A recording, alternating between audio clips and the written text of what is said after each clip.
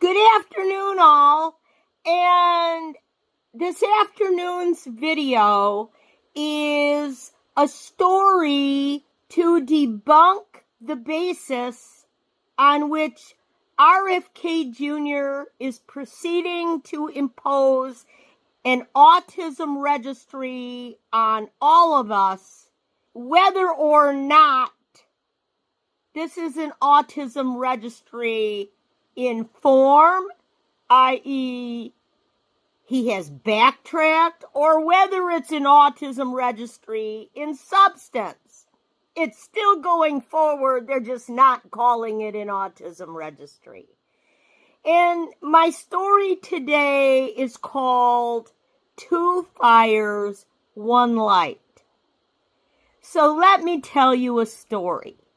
Not the one you've heard on cable news, not the one in the Autism Speaks commercials, and definitely not the one RFK Jr. keeps shouting from podiums. That one says autism is a tragedy, a catastrophe, that when a child is diagnosed, it's the day a normal child disappears, stolen, lost. That the only way forward is through grief and battle. But that story, it's not the truth. It's just a truth. And it's only the truth for some. There are actually two kinds of parents in the autism community, but only one kind ever seems to get handed the mic. First, yes, there are parents who are neurotypical. They expected a neurotypical child. And when their child turned out to be autistic, they didn't know what to do. Some of them panicked. They were handed leaflets and therapy schedules, told to act fast before it was too late. They joined the so-called warrior mom groups. They grieved. They tried to fix. Not because they were cruel, but because no one ever told them there was another way. But there is. There's another kind of autism parent. Parents like Ava and Daniel. Ava is autistic. So is Daniel. They met in college, bonded over their love of astronomy, and built a quiet life that made sense to them. When their daughter, Mira, came along, Ava noticed the signs early, not as warning signs, but as reflections. Mira was like her, sensitive, pattern-driven, joyful in repetition. When the diagnosis came, Ava didn't collapse. She didn't mourn. She said, "Good. Now we can get her the right support." Then she smiled and added, "She's one of us." See, Ava and Daniel didn't see their child as broken. They saw her as familiar. They didn't need to rescue her from autism, because autism wasn't something she fell into. It was something she was. 1 year since I found out that I'm actually autistic. I was 39 years old, I'm 40 now, and it has been an absolutely life-changing year. And in today's video, I'm going to talk about how my life completely changed thanks to the fact that now I know, finally, I am not broken. I'm just autistic. Finding out that I'm autistic changed me as a mom. Second thing I did is go get an autism coach to help me as an autistic parent of an autistic child. As a result of all these little things, my relationship with my kids completely transformed. Just to give you an example, my son kisses me now. So if you know a kid who's autistic, ADHD, and has PDA, then you know how special that is. You know, like, he's kissing me now because we just have so much more understanding, patience, and acceptance for each other. And I'm just happier in general with my life as a mom. And lastly, and most importantly, don't compare yourself to neurotypical parents. I know this is so hard, but neurodiversity is so unique and so different from how the rest of the world lives that whenever we try to hold ourselves to those outside standards and how other people do things, it just is a recipe for disaster.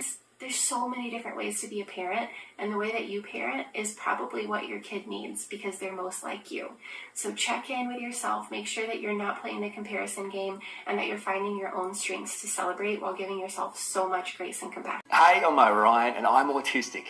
I also have generalised anxiety disorder and social anxiety disorder. Now, since that diagnosis, which came later in life as an adult, I've decided to devote my life to advocating for autistic people. I do podcasts, blogs, and these YouTube videos, all aimed at increasing the understanding and acceptance of autistic people. On this video, we'll talk about my son and I, who are both autistic, making friends, keeping friends, bullying, feeling lost, and the safe place we all know and love. So right off the bat, I want to be really clear. This video draws on the experiences of my childhood and also that of my 6-year-old autistic son's experiences so far in his childhood. I might as well let him introduce himself. My name is Conan and I'm 6 and I am autistic. Do you like being autistic? Yeah. What do you like about it? It's cool because, it's just cool. I don't know why. Do you actually want other people to see your video? Yeah, I want to make sure everyone sees it. Here are some differences between my mom and I. We are both autistic and have ADHD. She was diagnosed late, last year. I was diagnosed early, in preschool. She is high masking, and I am low masking. She has severe anxiety, and I have low anxiety, thanks to her. She worries what others think, but I barely notice. Some of this is how she raised me versus how the world treated neurodivergent people back then. This kind of parent doesn't show up in the speeches. They don't get quoted in the op-eds or the campaign trail fear-mongering because their existence shatters the story. The tidy little tragedy that sells so well. RFK Jr. isn't just spreading misinformation. He's erasing people. Erasing autistic adults. Erasing autistic parents. Erasing autistic families who raise their children with pride, not pity. This is me. I was an autism mom too. And I raised my child as an autistic mom with pride, not pity. He's building a movement on only one version of the truth. And that version leaves a lot of us out. So if you're a parent like Ava, if you're an autistic adult or a sibling or a teacher or a friend, if you know that autism is not a curse, but a way of being, then now is the time to speak. Because our stories matter. Because joy matters. Because when only one narrative dominates, people get hurt. RFK Jr. wants to define autism as a national tragedy. Let's answer him with our lives, with our voices, with our stories of connection, not catastrophe. Tell your story. Share your truth. Speak up, because the louder we get, the harder it becomes for anyone, even someone with a microphone and a platform, to pretend we don't exist. Thank you for watching.